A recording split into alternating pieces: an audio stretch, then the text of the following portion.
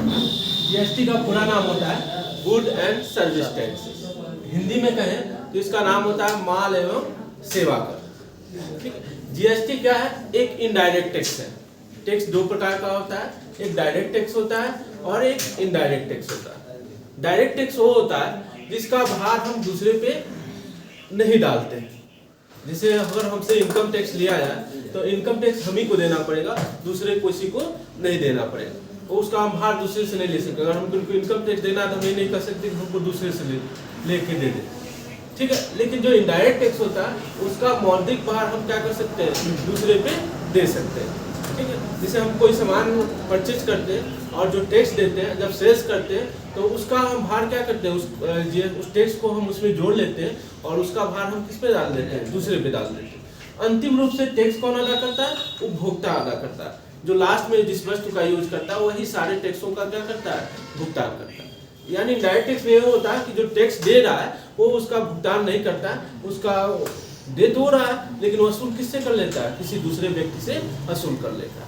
GST कितने प्रकार के होते हैं? चार प्रकार के होते हैं। CGST, SGST, IGST, UTGST. ठीक है।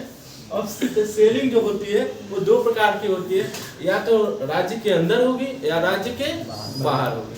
यही सेलिंग होगी ना, या तो स्टेट में के अंदर होगा नहीं तो स्टेट के बाहर होगा। जब राज्य के अंदर होता है तो वहाँ पे दो टैक्स कैलकुलेट किया जाता है, सीजीएसटी और एसजीएसटी। माने किसी वस्तु पे 18% टैक्स है तो उस पे क्या होगा?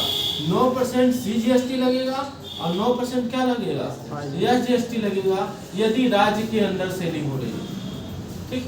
लेकिन यदि राज्य से बाहर सेलिंग हो रही है तो वहां पे एक टैक्स कैलकुलेट होगा, आईजीएसटी। ठीक। और एक ही टैक्स लगेगा 18%।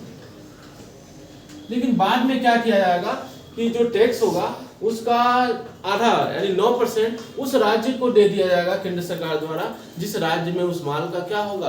उपभोग होगा। तो जीएसटी क्लियर हुआ ना? जीएसटी कितने प्रकार होते हैं?